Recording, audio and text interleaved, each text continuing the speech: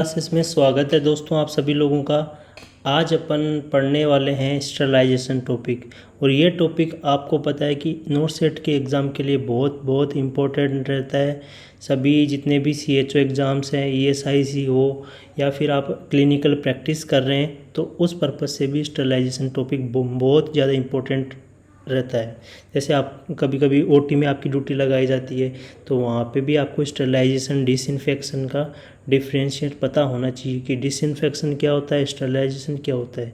क्योंकि यदि आप अनस्टरल टेक्निक यूज़ करेंगे तो पेशेंट को इन्फेक्शन होने के चांसेस होते हैं। उस वजह से उनके इन्फेक्शन की वजह से उनके आफ्टर सर्जरी डेथ होने के चांस इंक्रीज़ हो जाते हैं। तो अपन बात करेंगे स्टरलाइजेशन के बारे में, और स्टरलाइजेशन से रिगार्डिंग जो भी क्वेश्चन पूछे गए हैं उनके रिगार्डिंग अपन बात करेंगे।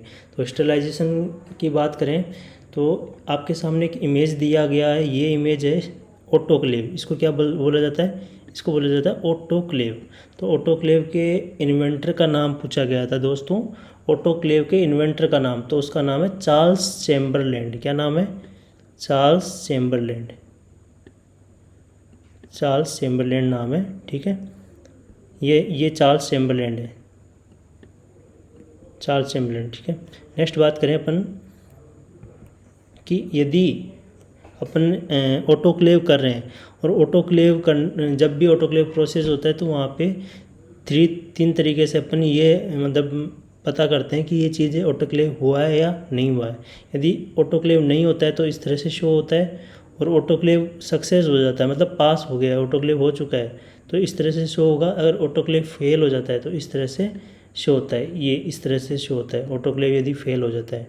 नेक्स्ट बात करते हैं अपन, ये आपके सामने एक टेप जैसा है, टेप जैसा है। तो ये किस काम, ये सिग्नलिक इसको बोला जाता है, सिग्नलिक। तो ये कन्फर्मेशन के काम आता है कि ये जो इंस्ट्रूमेंट है ये ऑटोक्लेव हुआ है या नहीं हुआ है। इस चीज़ को कंफर्म करने के लिए ये सिग्नलिक नाम का जो ये आपके सामने पेपर है ये यूज़ किया जाता है। नेक्स्ट है अपन बात करेंगे स्टरलाइजेशन। दोस्तों स्टरलाइजेशन का मतलब क्या होता है? स्टरलाइजेशन का मतलब होता है किलिंग और रिमूविंग ऑल बैक्टीरिया, स्पोर्स। देखो ये इंपॉर्टेंट वर्ड है यहाँ पे, स्पोर्स, फंगाई एंड वायरसेस। यदि जितने भी अपने माइक्रो ऑर्गेनिज्म है, माइक्रो ऑर्गेनिज्म यानी सूक्ष्म जो जीव हैं जैसे बैक्टीरिया, फंगाई, वायरस, इनको यदि हम रिमूव कर देते हैं किसी भी आर्टिकल के ऊपर से और उनके स्पोर्स को भी विद स्पोर्स, तो उसको अपन बोलेंगे स्टरलाइजेशन। क्या बोलेंगे? स्टरलाइजेशन।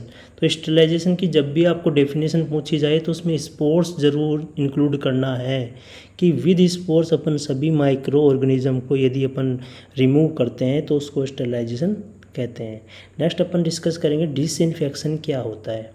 दोस्तों आप लोगों का टाइम बहुत इंपॉर्टेंट है, उसको अपन बिल्कुल भी वेस्ट नहीं करेंगे। फटाफट से जितना भी हो सके आपको कंटेंट दिया जाएगा स्टरलाइजेशन के रिगार्डिंग। नेक्स्ट बात करते हैं डिसइंफेक्शन। डिसइंफेक्शन क्या होता है? Killing all bacteria, fungi, viruses but not spores.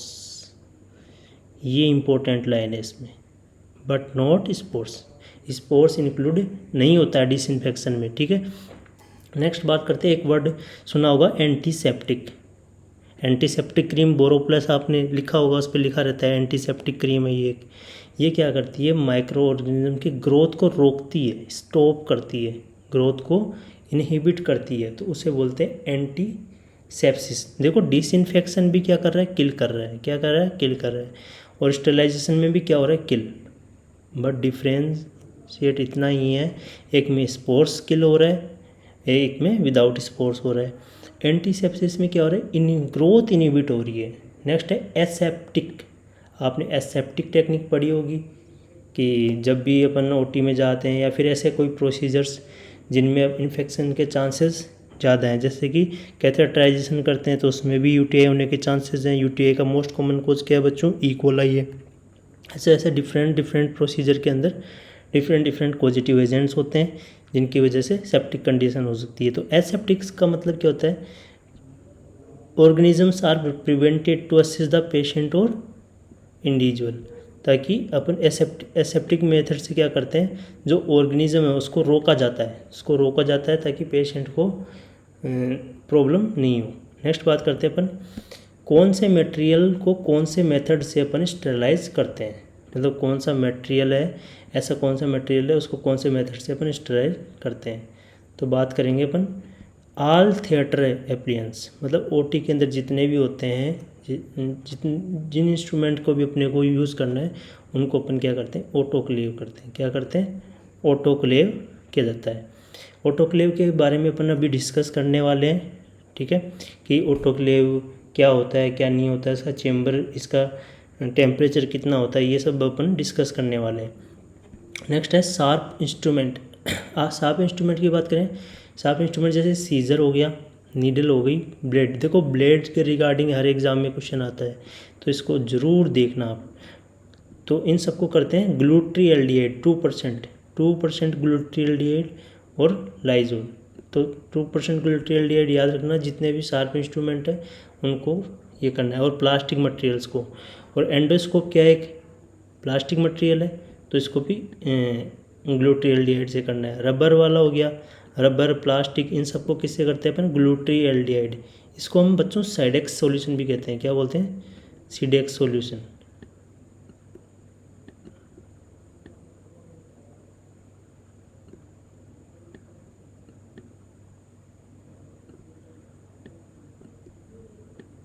सीडेक्स solution इसको कहा जाता है।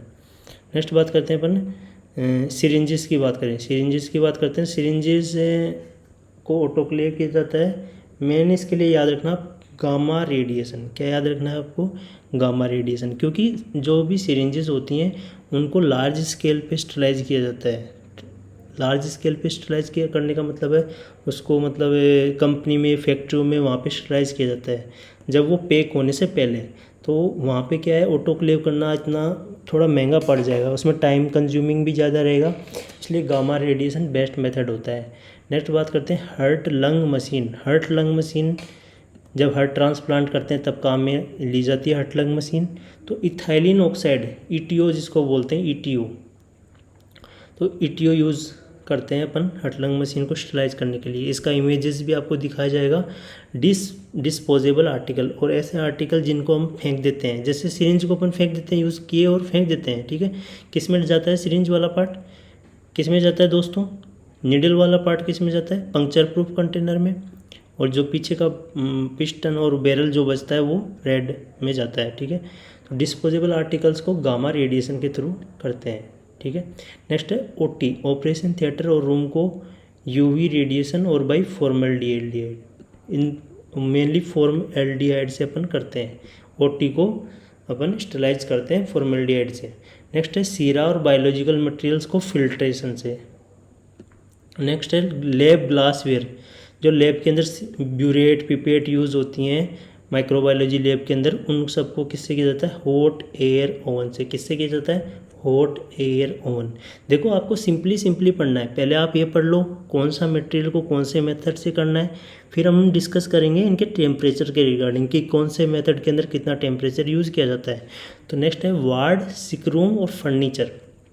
वार्ड, सिकरूम और फर्नीचर, उनको हम फॉर्मल्डिहाइड, आइडोफोर और गुल्टिहाइड से स्टरलाइज कर सकते हैं। नेक्स्ट है क्लोथ्स, बेडशीट हो गई, इन सबको क्या करना है, for specially for burn patient. Burn patient के अंदर क्या होता है, सुडोमोनास इन्फेक्शन के चांस होने के ज़्यादा होते हैं, क्योंकि उनके अंदर सेप्टिक शॉक हो जाता है धीरे धीरे टाइम हो, जैसे जैसे बर्न को टाइम हो जाता है। तो बर्न के थ्रू क्या है, बर्न के अंदर पेशेंट की स्किन लॉस हो चुकी है, तो डायरेक्ट माइक्रो ऑर्गेनिज्म उसको करेंगे। तो हम क्लोथ्स और बेडशीट जो भी होगा उसको हम क्या करेंगे, ऑटोक्लेव करेंगे। क्या करेंगे, ऑटोक्लेव। तो ऑटोक्लेव की अपन बात करें दोस्तों, ऑटोक्लेव की यदि बात करें तो ऑटोक्लेव की आपके सामने है कि ऑटोक्लेव कितने टेम्परेचर पे किया जाता है। तो ऑटोक्लेव को आपको करके आना है 121 डिग्री सेल्सियस। कितने पे, 121 डिग्री सेल्सियस, ठीक है, ये आपको याद रखना है। और कितने टाइम के लिए किया जाता है, 15 से 20 मिनट। कितने के लिए, 15 से 20 मिनट।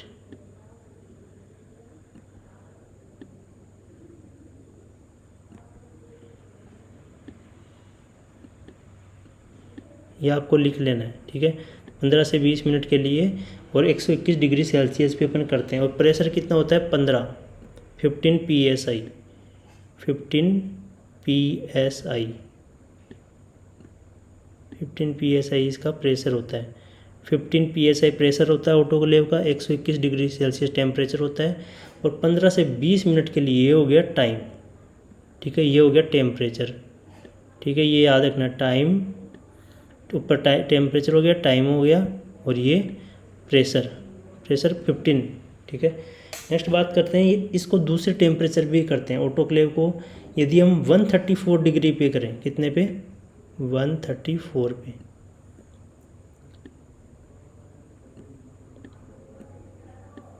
यदि हम 134 पे करते हैं तो कितने समय के लिए अपने को करना है 3 मिनट के लिए। दोस्तों कितने टाइम के लिए 3 मिनट, ओनली 3 मिनट के लिए किया जाता है। और वहाँ पे प्रेशर बढ़ जाएगा, कितना हो जाएगा 30 हो जाएगा, कितना हो जाएगा 30 हो जाएगा। तो आपको ये याद रखना है, ये ऑटोक्लेव के रिगार्डिंग मैंने इंपॉर्टेंट टेम्परेचर पॉइंट आपको बता दिए हैं। यदि 121 डिग्री सेल्सियस टेम्परेचर रहेगा तो उसमें टाइम आपको करके आना है 15 से 20 मिनट, और प्रेशर करके आना है 15। और यदि आपका टेम्परेचर ऑटोक्लेव के दौरान 134 रखा जा रहा है तो उसमें टाइम रहेगा 30 प्रेशर, और 3 मिनट कम हो जाएंगे, 15 से डायरेक्ट 3 पे आ जाएंगे। ठीक है, नेक्स्ट अपन करते हैं गामा रेडिएशन के रिगार्डिंग। अपन पढ़ लिए गामा रेज, ये गामा रेडिएशन अपन ने पढ़ा है। गामा रेज क्या होता है दोस्तों, ये इसको कोल्ड स्टरलाइजेशन भी कहते हैं। इसको क्या बोलते हैं, ये लिख लो आप लोग सभी। गामा रेडिएशन को दूसरा किस नाम से जाना जाता है, कोल्ड स्टरलाइजेशन के नाम से ये जाना जाता है। और ये सिरिंज, कॉन्ट्रासेप्टिव हो गया आपका, इम्प्लांट्स हो गए, IV सेट हो गए, सर्जिकल सूचर्स हो गए, इन सब के लिए गामा रेडिएशन यूज़ किया जाता है। ठीक है, नेक्स्ट अपन बात करेंगे ये आपके सामने एक लिखा हुआ है वर्ड फिल्ट्रेशन, वर्ड लिखा हुआ है फिल्ट्रेशन। ये किसके लिए यूज़ करते हैं अपन, एंटीबायोटिक्स, वैक्सीन, और सीरम हो गया, यूरिया, शुगर सॉल्यूशन। ठीक है, एंटीबायोटिक, वैक्सीनेशन, इन सब के लिए फिल्ट्रेशन मेथड यूज़ करते हैं। कौन सा दोस्तों, फिल्ट्रेशन मेथड।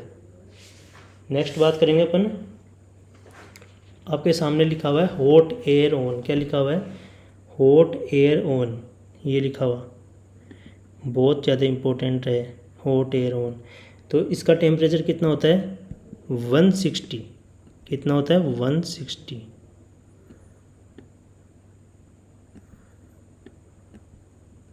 ठीक है, 160 डिग्री सेल्सियस, देखो बहुत ज़्यादा है। ठीक है, अपना ऑटोक्लेव का 121 है और इसका 160 है। और इसका टाइम कितना होता है 1 आवर के लिए, 1 आवर के लिए। ठीक है, 160 डिग्री सेल्सियस और 1 आवर, आपको ये रट लेना है। ठीक है, और नेक्स्ट है, यदि अपन इस टेम्परेचर को 150 कर देंगे, 150,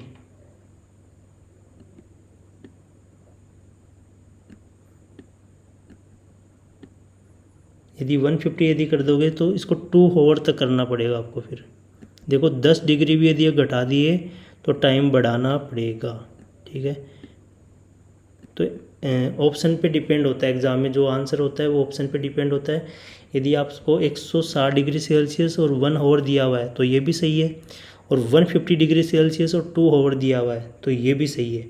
ठीक है, और नेक्स्ट है, यदि 170 दे दे, 170 मतलब टेम्परेचर बढ़ा दे, या तो एक टेम्परेचर कम कर दे या एक टेम्परेचर बढ़ा दे। यदि 170 कर देता है तो आपको टाइम कम करना है। ठीक है, टाइम कर देना है 40 मिनट। कितना कर देना है आपको 40 मिनट। ठीक है, 40 मिनट कर देना है। आपको ये बातें ध्यान रखनी है। देखो मैंने बताई हॉट एयर ऑन के रिगार्डिंग, यदि 160 डिग्री सेल्सियस आप रख रहे हो टेम्परेचर तो 1 आवर के लिए रखेंगे। यदि 150 10 डिग्री सेल्सियस कम कर दोगे तो आवर्स बढ़ा दोगे, 1 आवर बढ़ा दोगे। और यदि आपने टेम्परेचर इंक्रीज़ किया है तो टाइम ड्यूरेशन को अपन डिक्रीज़ कर देंगे। ठीक है, तो ये मोस्ट इम्पोर्टेंट है आप सबके लिए। नेक्स्ट बात करें, कुछ केमिकल एजेंट्स होते हैं जिनके नाम पढ़ लेते हैं अपन, जैसे फिनोल्स। फिनोल क्या है, एक स्टैंडर्ड है जो कि इसकी एफिकेसी बहुत अच्छी होती है। फिनोल होता है, क्रिजोल होता है वर्ड, ये मोस्ट पावरफुल नॉन टॉक्सिक होता है, 5% ये यूज़ किया जाता है। नेक्स्ट है लाइजोल। लाइजोल सॉल्यूशन आपने पढ़ा है, ये इसको बच्चों से दूर रखना चाहिए क्योंकि ये स्किन से एब्जॉर्ब होकर न्यूरोटॉक्सिक कर देती है। नेक्स्ट है डिटोल। डिटोल को क्लोरोजाइलिनोल इसके अंदर सब्सटेंस आता है, ये 5% यूज़ किया जाता है दोस्तों। नेक्स्ट है सिट्रीमाइड। सिट्रीमाइड क्या है, ये 2% यूज़ किया जाता है। इस सिटावलोन यूज़, ये आपने साबुन भी देखा होगा, सोप भी यूज़ किया होगा। नेक्स्ट है सेवलोन। सेवलोन में सिट्रीमाइड और हिबिटेन आता है। क्या, कौन सा कंपोजिशन आता है इसमें, सिट्रीमाइड और हिबिटेन। फिर ये ओटी के अंदर सबसे ज़्यादा यूज़ किया जाता है, सेवलोन वार्ड्स के अंदर सबसे ज़्यादा एंटीसेप्टिक यही यूज़ आता है। नेक्स्ट है कुछ हेलोजेंस होते हैं, फिनोल्स अपन ने पढ़ लिए पीछे, फिनोल, किसोल, लाइसोल, ठीक है। हेलोजेंस जैसे ब्लीचिंग पाउडर हो गया, सोडियम हाइपोक्लोराइड। सोडियम हाइपोक्लोराइड पे आपके सबसे ज़्यादा क्वेश्चन बनते हैं दोस्तों, ठीक है। सोडियम हाइपोक्लोराइड, हाइपोक्लोराइड पे क्या बनता है कि यदि एक पेशेंट है वो क्या है, HIV है, क्या है, HIV, और उसका ब्लड स्पिल हो चुका है, तो आप कौन सा डिसइंफेक्टेंट यूज़ करोगे इसको वहाँ से करने के लिए, सोडियम हाइपोक्लोराइड यूज़ करोगे। नेक्स्ट है यूसोल सॉल्यूशन, इसकी फुल फॉर्म है एडिनबर्ग यूनिवर्सिटी सॉल्यूशन। इसके अंदर सोडियम हाइपोक्लोराइड होता है, बोरिक एसिड होता है, कैल्शियम होता है। ये यूसोल सॉल्यूशन अल्सर, जहाँ पे अल्सर हो जाता है, यदि किसी पार्ट के अंदर अल्सर हो जाता है तो उसको डिप करके उसको उस चीज़ में यूज़ किया जाता है। नेक्स्ट है आयोडीन्स होते हैं, जैसे पोविडीन आयोडीन हो गई, आयोडोफोर्स, पोविडीन आयोडीन, ये मोस्ट कॉमनली यूज़ की जाती है अपने हॉस्पिटल में। ये नॉन इरिटेंट होती है इसलिए ये ज़्यादा यूज़ की जाती है, और ये एंटीसेप्टिक होती है, स्पोर्स को भी ख़त्म कर देती है, ठीक है। कौन, पोविडीन आयोडीन। नेक्स्ट है एल्कोहल। एल्कोहल में इथाइल और आइसोप्रोपिल एल्कोहल होता है, आइसोप्रोपिल एल्कोहल इसका पूरा नाम होता है। नेक्स्ट है फॉर्मेल्डिहाइड। फॉर्मेल्डिहाइड अपन ओटी के अंदर फ्यूमिगेशन के लिए यूज़ किया जाता है, ठीक है, और ये 80 to 90% टेम्परेचर और ह्यूमिडिटी पे काम करता है। अच्छा, तो कितना ml यूज़ करना है, commonly use to fumigate the room 500 ml of formalin with 1 litre water, मतलब 500 ml फॉर्मेलिन लेना है आपको 1 लीटर वाटर में, ताकि उसके लिए उससे वेपर बने, ठीक है। एक मशीन होती है फॉर्मेल्डिहाइड को, फ्यूमिगेशन मशीन जिसको कहते हैं।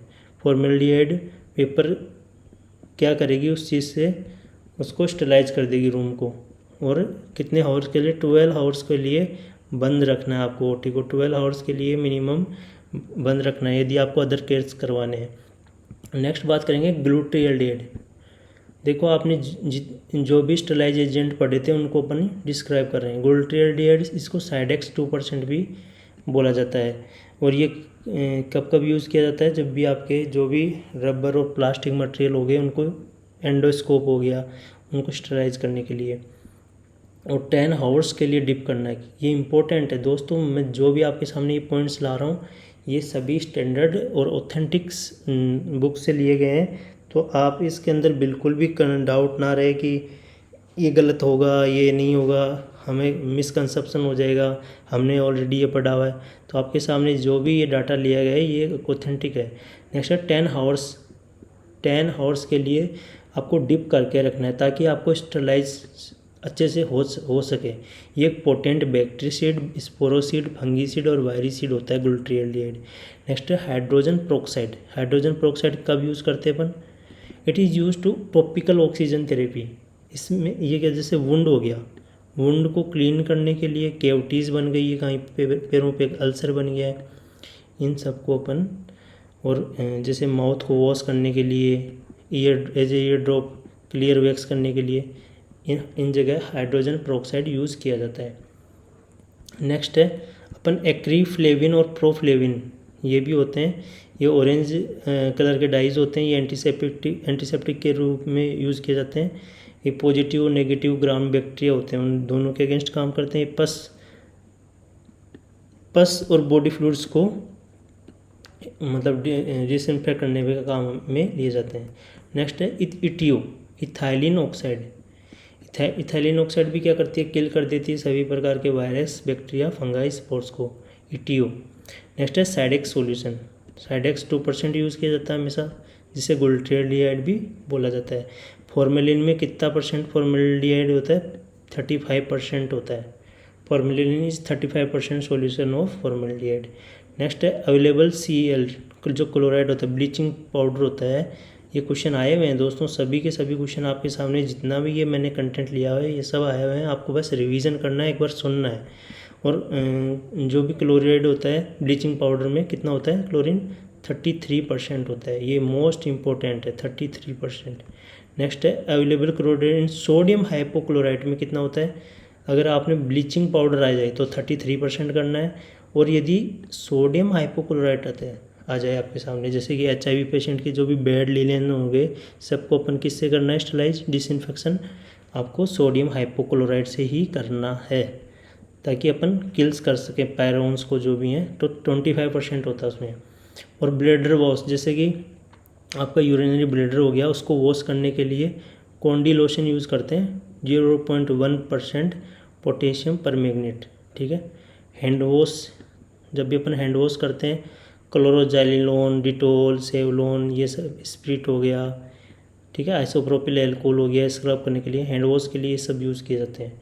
नेक्स्ट बात करें अपन फॉर क्लीनिंग इन्फेक्टेड वुंड को क्लीन करने के लिए कौन कौन सी चीज़ें यूज़ करते हैं अपन, आयोडोफोर मतलब पोविडिन आयोडीन हो गया, एक्रीफ्लेविन हो गई, सेवलोन हो गया, H2O2 हाइड्रोजन प्रोक्साइड हो गया, ये सब यूज़ करते हैं। इनसे क्या होता है, और क्या होता है, removal of sulph from wound, इसके लिए क्या यूज़ करते हैं, यदि मान लो कोई वुंड बन गया है और इसके ऊपर स्किन क्या डेड हो चुकी है, तो उसके लिए यूजफुल सॉल्यूशन यूज़ करते हैं, और या फिर H2O2। नेक्स्ट पॉइंट आपके सामने यहाँ पे है ऑल डिस्पोजेबल, मतलब जिनको अपन यूज़ करके फेंक देंगे, एंड हीट सेंसिटिव, मतलब हीट के कॉन्टेक्ट में आने से उनका जो भी वर्किंग है वो ख़राब हो जाएगा, तो उनको अपन करने के लिए ET, जैसे एंडोट्रेकल ट्यूब हो गया, ब्रीदिंग सर्किट्स हो गए, फेस मास्क हो गया, आपका रिजर्व बैग हो गया, वो बैग के अंदर एडेप्टर्स हो गए, एयरवेयर्स हो गए, इन सबको किससे करना है, इथाइलिन ऑक्साइड से। किससे करना है, इथाइलिन, ये मोस्ट इम्पोर्टेंट है आप सभी के लिए। Second choice of this item is, यदि इथाइलिन ऑक्साइड नहीं है तो अपन क्या करेंगे, ग्लूटाल्डेट 2%, जिसे साइडेक्स भी बोला जाता है, ठीक है। नेक्स्ट अपन बात करते हैं सोडियम हाइपोक्लोराइट। अपन ने पढ़ा था कि सोडियम हाइपोक्लोराइट में क्लोराइड होता है, ठीक है, इतना ppm होता है 80,000 से 1,80,000। इसमें 100 से 100 to 200 ppm contain freshly prepared hypo solution होता है इसमें, ठीक है। नेक्स्ट है, ये कब कहाँ यूज़ में लिया जाता है sodium hypochlorite, most important HIV patient के लिए, specially HIV human immuno deficiency virus, जिसको एक्वायर्ड इम्यूनो डेफिशिएंसी सिंड्रोम हो जाता है, करेक्ट। नेक्स्ट बात करें आयनाइजिंग रेडिएशन। आयनाइजिंग रेडिएशन अपन ने पढ़ लिया, इसको अपन कोल्ड स्टरलाइजेशन भी बोलते हैं। क्या बोलते हैं दोस्तों, कोल्ड स्टरलाइजेशन। ये आपके सामने एग्जाम में आ सकता है, आपको कंफ्यूज कर सकता है कि कोल्ड स्टरलाइजेशन क्या होता है। कोल्ड स्टरलाइजेशन में हम गामा रेज यूज़ करते हैं। क्या यूज़ करते हैं, गामा रेज, जैसे कि डिस्पोजेबल सिरिंजेस हो गई, इनको स्टरलाइज करने के लिए, क्या करने के लिए, स्टरलाइज करने के लिए, जैसे कैथेटर्स हो गए, आपके कैनुलाज हो गए, कैटगट हो गया, आपका सुचर हो गया, बैंडेजेस हो गई, आर्टिफिशियल कोई बोन है, ठीक है, इन सभी को अपन कोल्ड स्टरलाइजेशन मेथड से करते हैं, जिसमें आयनाइजिंग रेडिएशन यूज़ किया जाता है। नेक्स्ट आपके सामने एक पॉइंट है फॉर्मल्डिहाइड। फॉर्मल्डिहाइड मतलब फ्यूमिगेशन करना है, OT लैब को अपन ने पढ़ा हुआ है। कुछ पॉइंट है आपके सामने, स्पेशल कुछ पॉइंट है, जैसे मेन पॉइंट बात करें अपन, लेरिंजिस्कोप ब्लेड। लेरिंजिस्कोप ब्लेड पढ़ी है आपने, एक मैगिल टाइप होती है, ठीक है, एक मैकिन्टोश टाइप होती है। मैगिल टाइप किसमें, बच्चों में यूज़ करते हैं, मैकिन्टोश एडल्ट में यूज़ करते हैं। स्पाइनल एपिड्यूरल सेट हो गया, इन सबको क्या ऑटोक्लेव करके यूज़ कर सकते हैं दोबारा। नेक्स्ट है रिजिड ब्रोंकोस्कोप, किससे स्टरलाइज होता है, ये भी ऑटोक्लेव से होता है। यदि फ्लेक्सिबल फाइबर ऑप्टिक स्कोप लिखा जाए, आपके क्वेश्चन में लिखा हुआ है, मान लो फ्लेक्सिबल है कि इंस्ट्रूमेंट और वो फाइबर ऑप्टिक है, तो उसको कौन से मेथड से करना है, 2% ग्लूटाल्डेहाइड से ही उसको करना है। डिटोल के अंदर क्या क्या आता है, ये क्वेश्चन एग्जाम में आपसे पूछा जा सकता है। क्लोरोजाइलिनोल आता है, क्लोरजाइलिनोल आता है, क्या आता है, क्लोरजाइलिनोल। नेक्स्ट है बेस्ट हैंड वॉश किससे किया जाता है, बिटाडीन से। किससे, बिटाडीन। नेक्स्ट है एम्बेलमिंग, एक क्वेश्चन आपके पूछा गया था एग्जाम के, एम्बेलमिंग क्या होती है। एम्बेलमिंग एक प्रोसेस है जिसमें डिसइंफेक्टेंट किया जाता है। डिसइंफेक्टेंट सॉल्यूशन होता है to the internal environment of body when some pass away. इसका मतलब ये है दोस्तों, यदि किसी की डेथ हो जाती है और उसके बाद में आप उस बॉडी को कुछ टाइम के लिए उसको रखना चाहते हैं, ठीक है, तो उसके अंदर ऐसे प्रिजर्वेटिव्स मिलाए जाते हैं, ऐड किए जाते हैं। उस ऐसे प्रिजर्वेटिव्स का जो सॉल्यूशन बनाया जाता है और उसमें डिसइंफेक्टेंट होते हैं ताकि वो बॉडी है वो डिके नहीं हो, अर्ली डिके नहीं हो। इसलिए उस प्रोसेस को क्या कहा जाता है? एम्बेलमिंग। क्या कहा जाता है? एम्बेलमिंग। ये वर्ड इसलिए डिस्कस करना ज़रूरी है क्योंकि एग्ज़ाम में पूछा जा चुका है। 2020 के अंदर आपका एम्स का एग्ज़ाम लगा, उसमें ये पूछा गया था। नेक्स्ट आपके सामने कुछ इमेजेस हैं, क्योंकि इमेजेस बहुत इंपॉर्टेंट है आपके लिए एग्ज़ाम के लिए। तो ऑटोक्लेव का ये इमेज है इधर, ये वाला ऑटोक्लेव। क्या है ये? ऑटोक्लेव,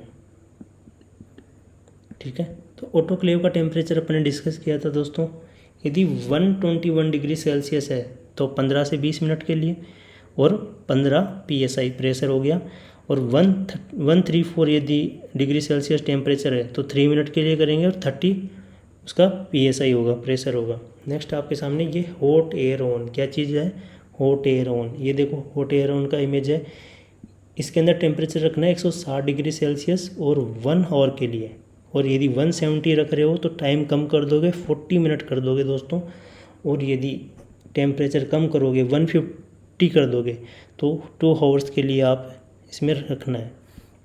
नेक्स्ट आपके सामने ये पास्चुराइजेशन, क्या लिखा हुआ है? ये पास्चुराइजेशन मशीन है। देखो मशीन का फ़ोटो एग्ज़ाम में बहुत ज़्यादा आ रहा है इस टाइम, तो आप अच्छे से उसको पढ़ लें। ये पास्चुराइजेशन मशीन है। तो पास्चुराइजेशन करते हैं तो 2 प्रकार के इसके अंदर मतलब मेथड होते हैं। पास्चुराइजेशन के 2 टाइप के मेथड होते हैं। एक तो होता है आपका होल्डर मेथड, एक होता है फ्लैश मेथड। होल्डर मेथड का टेम्परेचर होता है 63 डिग्री सेल्सियस। कितना होता है? 63 डिग्री सेल्सियस। 63 डिग्री सेल्सियस किसका? होल्डर मेथड का। और कितने टाइम के लिए? 30 मिनट के लिए। 30 मिनट के लिए, ठीक है।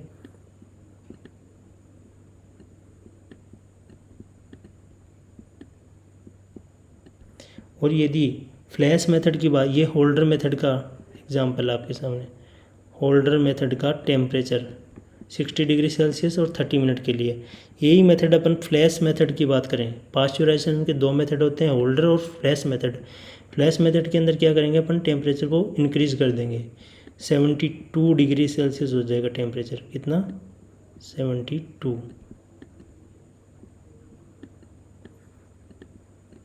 और अब देखो टेम्परेचर बढ़ा है तो टाइम क्या होगा दोस्तों? क्या होगा? कम हो जाएगा। तो 15 से 20 सेकंड, सेकंड में काम हो जाएगा इसमें, 15 से 20 सेकंड,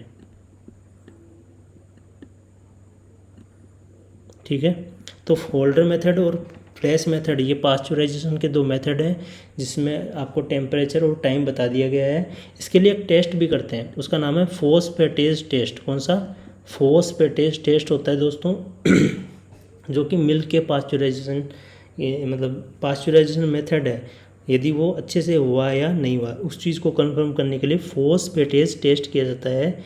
ये मोस्ट कॉमन यूज़ किया जाता है। और एक बेस्ट टेस्ट होता है, उसका नाम है coliform test, COLIFORM। Coliform test होता है, वो बेस्ट होता है पास्चुराइजेशन के लिए। बट ज़्यादा हम कौन सा करते हैं अपन? फोस्फेटेज टेस्ट करते हैं, ठीक है दोस्तों। नेक्स्ट अपन आपके सामने इमेज है हार्ट लंग मशीन। यदि हार्ट लंग मशीन अपन ने पढ़ा था ना, ETO, क्या पढ़ा अपन ने दोस्तों? Ethylene oxide. ETO से अपन इसको स्टरलाइज करते हैं, ETO। ये क्वेश्चन भी आ चुका है आप लोगों के कि हार्ट लंग मशीन को किससे अपन स्टरलाइज किया जाता है? तो ETO, इथाइलिन ऑक्साइड से अपन करते हैं, ठीक है दोस्तों। तो आपको स्टरलाइजेशन डिसइंफेक्शन के बारे में अच्छे से पता लगा है, और आपको ये भी पता लगा किस में कितना टेम्परेचर यूज़ करना है। और यही क्वेश्चन आपके मैक्सिमम ज़्यादा से ज़्यादा आने वाले हैं। इससे बाहर आपके बहुत कम चांस होते हैं कि कोई क्वेश्चन आ जाए। Thank you guys.